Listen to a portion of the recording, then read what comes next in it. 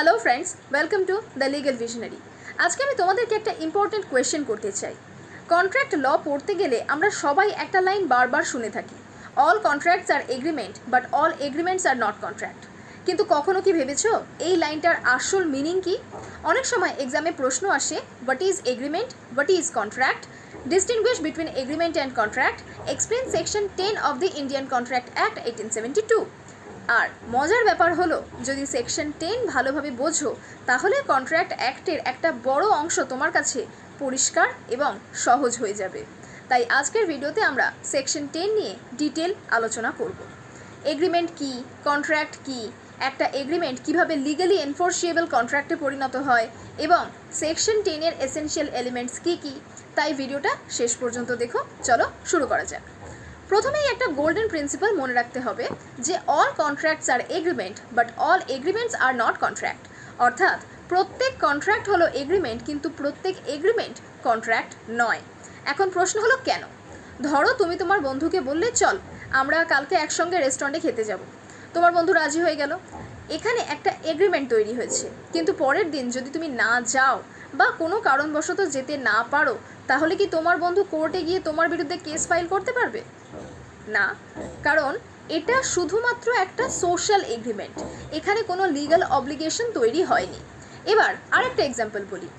ধরো এ নামক একজন ব্যক্তি, সে তার ল্যাপটপ বি নামক একজন ব্যক্তির কাছে 30,000 টাকায় বিক্রি করতে রাজি হলো। বিও কিনতে রাজি হলো। এখানে উভয় পক্ষের legal rights and legal duties তৈরি হয়েছে। যদি কোনো পক্ষ তার প্রমিস পালন না করে তাহলে অন্য পক্ষ কোর্টের সাহায্য নিতে পারবে। এই কারণেই সব এগ্রিমেন্ট কন্ট্রাক্ট হয় না, শুধুমাত্র সেই এগ্রিমেন্টই কন্ট্রাক্ট হয় যেটা ল দ্বারা এনফোর্সিয়েবল। আর কোন এগ্রিমেন্ট এনফোর্সিয়েবল হবে সেটাই আমাদেরকে সেকশন 10 বলে দেয়। সেকশন 10 অনুযায়ী একটি এগ্রিমেন্ট তখনই ভ্যালিড কন্ট্রাক্ট হবে যখন কিছু এসেনশিয়াল কন্ডিশনস ফুলফিল হবে বা পূরণ হবে। এখন আমরা একে একে সেই কন্ডিশনস নিয়ে আলোচনা করব। প্রথম কন্ডিশন হলো ফ্রি কনসেন্ট।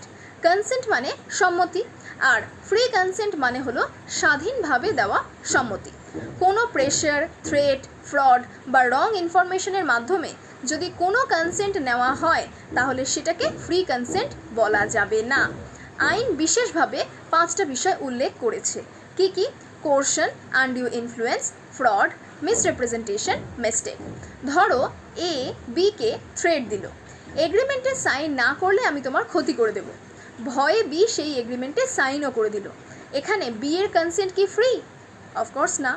তো এখানে বি এর কনসেন্ট ফ্রি নয়। তাই এই ধরনের কন্ট্রাক্ট সমস্যাযুক্ত হতে পারে বা এই ধরনের কন্ট্রাক্টে প্রবলেম ক্রিয়েট হতে পারে। এক্সামের জন্য এই পয়েন্টগুলো খুব ইম্পর্টেন্ট। এবার আসি দ্বিতীয় কন্ডিশনে, কম্পিটেন্সি অফ পার্টিস। সব মানুষ কন্ট্রাক্ট করতে পারে না। একজন পার্সনের কন্ট্রাক্ট করার জন্য মেজর হতে হবে, সাউন্ড মাইন্ড হতে হবে এবং লয়ের দ্বারা ডিসকোয়ালিফাইড হওয়া চলবে না। সবচেয়ে গুরুত্বপূর্ণ এক্সাম্পল হলো মাইনর।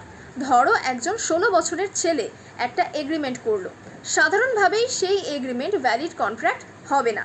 এখানে একটা ফেমাস কেস মনে রাখতে হবে, যা হলো মোহরি বিবি ভার্সেস ধর্মদাস ঘোষ। আমরা যারা পড়েছি তারা অবশ্যই কেসটা সম্পর্কে জানি, তাও একবার বলে দিই। এই কেসে কোর্ট বলেছিল যে মাইনরের এগ্রিমেন্ট ভয়েড অ্যাব ইনিশিও, অর্থাৎ শুরু থেকেই সেই এগ্রিমেন্ট ভয়েড। এবার আসি তৃতীয় কন্ডিশনে, লফুল কনসিডারেশন। কনসিডারেশনকে বলা হয় প্রাইস অফ দ্য প্রমিস। একটা কন্ট্রাক্টের সাধারণত কিছু না কিছু এক্সচেঞ্জ থাকতে হয়। ধরো এ তার ল্যাপটপ বিক্রি করছে, বি তার বদলে 30,000 টাকা দিচ্ছে। এই 30,000 টাকাটাই হলো কনসিডারেশন। কিন্তু কনসিডারেশন শুধু থাকলেই হবে না, সেটা লফুলও হতে হবে। যদি কোনো ইলিগাল ওয়ার্কের বিনিময়ে টাকা দেওয়ার প্রমিস করা হয় তাহলে সেই কনসিডারেশন আনলফুল হবে আর কন্ট্রাক্টটিও ভ্যালিড থাকবে না। এবার আসি ফোর্থ কন্ডিশন, যা হলো লফুল অবজেক্ট। অবজেক্ট মানে এগ্রিমেন্টের পারপাস। একটা এগ্রিমেন্টের পারপাস যদি ইলিগাল হয় তাহলে সেটা কখনো ভ্যালিড কন্ট্রাক্ট হতে পারে না।